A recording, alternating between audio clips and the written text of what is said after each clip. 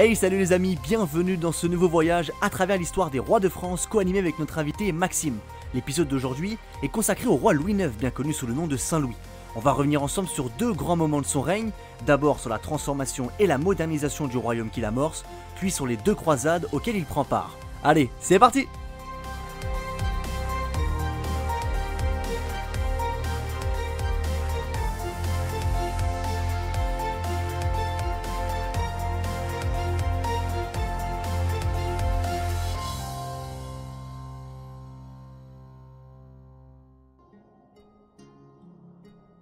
Louis IX, plus connu sous le nom de Saint-Louis, né en 1214 et mort en 1270, est le 9e roi de la dynastie capétienne directe. Petit-fils de Philippe Auguste et fils de Louis VIII, il est considéré comme l'un des 3 grands rois de la dynastie capétienne, avec son grand-père et son petit-fils Philippe IV. Si son règne se caractérise par un ensemble de réussites sur le plan économique, architectural, militaire ou encore administratif, Louis IX rentre dans l'imaginaire collectif comme étant un roi très pieux, ce qui lui vaudra d'être canonisé par le pape Boniface VIII en 1297, soit 27 ans après sa mort, à l'initiative de son petit-fils Philippe IV. Mais avant cela, revenons un peu en arrière.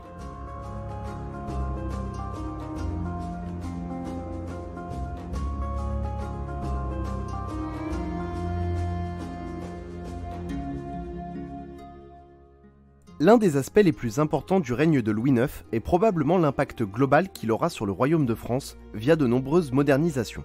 Considéré par de nombreux historiens comme un roi réformateur, il renouvelle de nombreux principes établis partiellement dans le royaume et en instigue également de nouveaux. Pour illustrer chacune de ces réformes, Saint-Louis va par exemple renouveler la règle de la quarantaine du roi. Cette loi vise à entretenir une forme de stabilité dans les relations infra-étatiques en ce qu'elle instaure un délai de 40 jours permettant d'éviter des guerres privées entre deux familles au sein du royaume. Cette loi permet de garantir une forme de dialogue et de réflexion avant de se lancer dans une guerre qui mettrait à mal une unité nationale débutée sous le règne de Philippe Auguste. De même, Saint-Louis va mettre en place de nombreux principes juridiques fondateurs dont certains subsistent encore aujourd'hui. Louis IX va par exemple mettre en place la présomption d'innocence, toujours d'actualité, ou encore interdire la vengeance privée. Tous ces nouveaux principes juridiques permettront de favoriser une véritable institution juridique au sein du royaume, qui perdurera jusqu'à nos jours. Rappelons que jusqu'au XIIe siècle environ, les affaires juridiques n'étaient pas encore une affaire à la charge de l'État. Les vengeances privées étaient encore monnaie courante et bien qu'elles ne cessent pas entièrement sous le règne de Saint-Louis, la mise en place de ces mesures servent à réguler drastiquement les conflits. La modernisation orchestrée par Saint-Louis dans le royaume passe également par une dimension architecturale. En effet, ce dernier en tant que roi réformateur organisera de nombreuses modernisations, ainsi que de nombreuses constructions qui modifieront le paysage du royaume. Comme Louis IX est un roi particulièrement croyant, c'est tout naturellement qu'il va se lancer dans la construction de nombreuses cathédrales, comme la cathédrale d'Auxerre, de Chartres, de Reims, d'Amiens, ou encore la célèbre cathédrale Notre-Dame de Paris. Bien que son rôle direct dans la construction de ces édifices ne soit pas établi, il n'en reste pas moins le point de départ en ce qu'il autorise les financements dans ces constructions. L'historien Robert Branner note par ailleurs que sous Louis IX, la ville de Paris devient un réel centre artistique et culturel via ses monuments, mais aussi par les différents travaux manuels et intellectuels développés par le roi. Par exemple, le développement de l'université de Paris, en favorisant l'instruction des plus pauvres, participe à faire de la capitale une ville de savoir et de culture de niveau européen. Il faut également évoquer dans la modernisation du royaume le fait que Saint-Louis a œuvré à développer la foi catholique du royaume de France. De par sa mère, Blanche de Castille, Louis IX a reçu une éducation très pieuse et joue donc un rôle majeur dans le développement du catholicisme en France. Pourtant, il va parfois s'opposer au choix du pape, comme lorsqu'il interdit la pratique des ordalies. L'ordalie est une forme de procès religieux durant lequel un sujet accusé doit subir de lourdes épreuves physiques afin de prouver son innocence. Si cette épreuve est fortement encouragée par le pape et les clercs du royaume, le roi Louis IX, lui, s'y oppose. En réalité, ces épreuves ne prouvaient bien souvent rien du tout, car les supplices étaient tels que les accusés succombaient souvent, qu'ils soient coupables ou non. Conscient que ces supplices étaient inutiles et barbares, le roi donna un édit qui les rendront interdites dans tout le royaume. Ainsi, par une modernisation architecturale, administrative et religieuse, le roi Saint-Louis va participer à faire basculer le royaume de France dans une dimension nouvelle, celle de la puissance culturelle et militaire.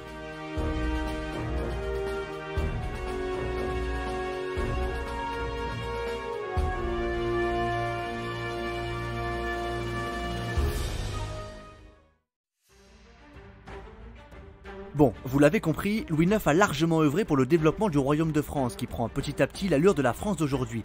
Mais au-delà de son pays, il est un fervent défenseur de la chrétienté qu'il ne va sûrement pas hésiter à défendre en Orient durant la 7e et la 8e croisade. L'idée de partir en croisade vient à l'esprit de Saint-Louis au moment où celui-ci frôle de justesse la mort. En décembre 1244, alors âgé de 30 ans, Louis tombe gravement malade, probablement d'une dysenterie. Alors que tout le monde, le roi y compris, pense que la fin est proche, il guérit quasi miraculeusement quelques semaines plus tard. Louis, qui avait perdu l'usage de la parole, la retrouve et fait le vœu de partir en croisade. Sa mère, Blanche de Castille et son entourage tentent de l'en dissuader, mais rien n'y fait. Louis IX est bien déterminé. Au nom de la chrétienté, il veut partir se battre en Terre Sainte. Mais avant de se plonger au cœur de la 7e croisade amorcée par Louis IX, revenons un peu sur le contexte en Orient. Pour les chrétiens, la 6e croisade est un relatif succès. Grâce à Frédéric II, à ce moment à la tête du Saint-Empire romain germanique, les croisés ont repris Jérusalem. Néanmoins, la donne est un peu différente car il s'agit d'un succès diplomatique et non militaire. Détaillons un peu tout ça. En face de Frédéric II se dressait la famille des Ayyoubides, dont l'alliance entre les différents frères avait mis en déroute les soldats chrétiens lors de la 5e croisade. Or là, l'entente familiale n'est plus de mise et une guerre civile éclate alors. Frédéric II tente d'interférer en nouant des alliances avec l'un de ses frères, Al-Kamil. Mais cette immersion dans les affaires familiales n'est pas très bien vue, surtout que les Ayyoubides sont davantage préoccupés par leurs problèmes intestinaux que par la menace des croisés. Ainsi, le 18 février 1229, un accord est conclu entre Al-Kamil et Frédéric II. Ce dernier s'engage à la neutralité dans les affaires ayyoubides et Al-Kamil cède Jérusalem aux croisés. C'est ainsi que la ville sainte passe aux mains des chrétiens. Mais le seul problème est que Frédéric II ne prend pas soin de consolider la paix dans la ville et rapidement, l'anarchie s'installe. Ce dernier laisse la ville aux mains de son fils Conrad, désormais roi de Jérusalem mais qui n'y a jamais mis un pied. Surtout, les barons de la ville nouent des alliances avec les différents groupes militaro-religieux comme les bien connus Templiers ou encore les Hospitaliers. Bon, en gros, c'est le bazar et c'est dans ce contexte que Louis IX va faire le vœu de partir en croisade. Et là, on arrive à la 7e.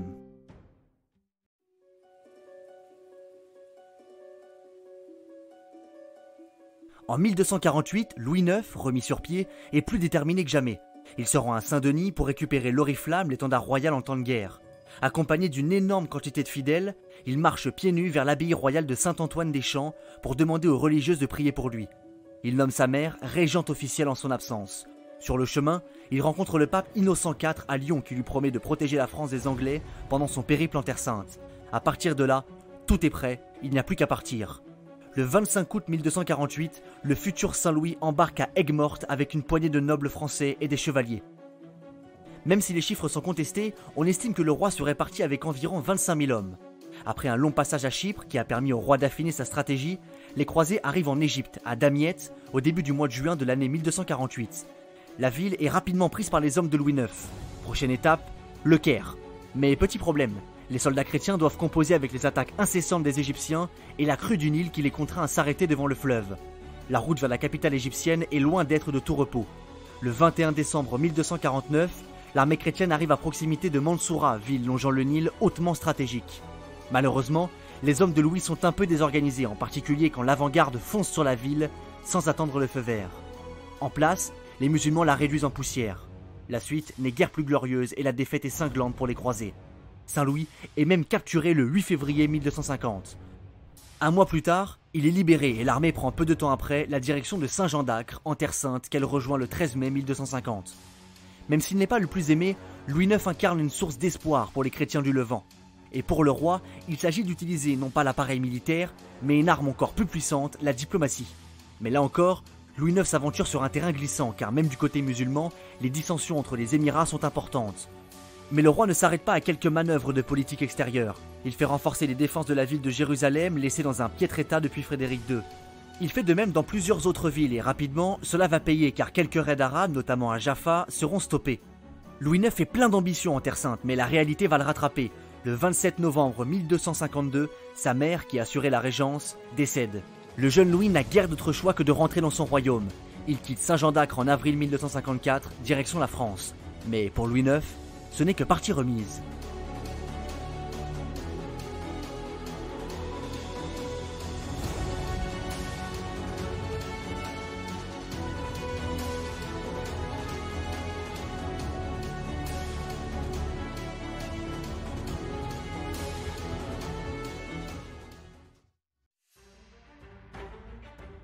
Malgré de relatifs succès, Louis IX voit dans la 7e croisade un échec qu'il considère comme une punition divine, un échec qui ne peut pas rester comme tel.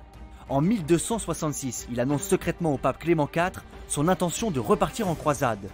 Depuis 1254 et la fin de la 7e croisade, un nouvel arrivant est venu bouleverser l'échiquier. Il s'agit des Mongols qui commencent à menacer certaines places conquises par les chrétiens en Orient. Et ça, Louis IX le sait très bien, il est parfaitement au courant de la situation en Orient. Pour cette 8e croisade, le roi de France part avec encore plus d'ambition. La préparation est similaire, Louis reprend l'oriflamme et embarque le 1er juillet 1270 direction Tunis. A vrai dire, on ne sait pas pourquoi Louis IX a voulu commencer par Tunis, mais il y a fort à parier que son frère soit derrière tout cela. Toujours est-il que le roi et ses hommes arrivent à Tunis le 18 juillet 1270. Louis, qui pensait que le sultan de la ville allait se convertir, fait envoyer ses hommes à Carthage pour attendre les renforts. Cette dernière tombe en peu de temps. Mais petit problème, les projets de Louis vont être écourtés, et ce, pour l'éternité.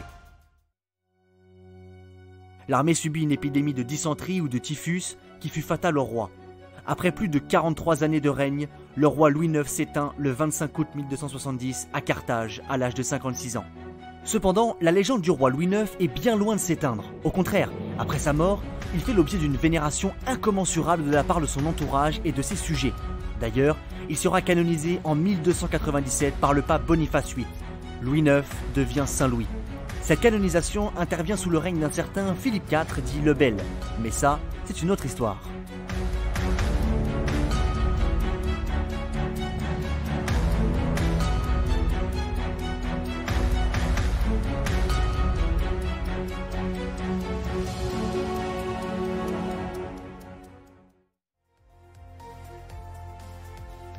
Les amis, j'espère que ce 4e épisode de notre série sur les rois de France dédié à Louis IX vous a plu. En tout cas pour nous, ce fut un immense plaisir de faire ce beau voyage avec vous.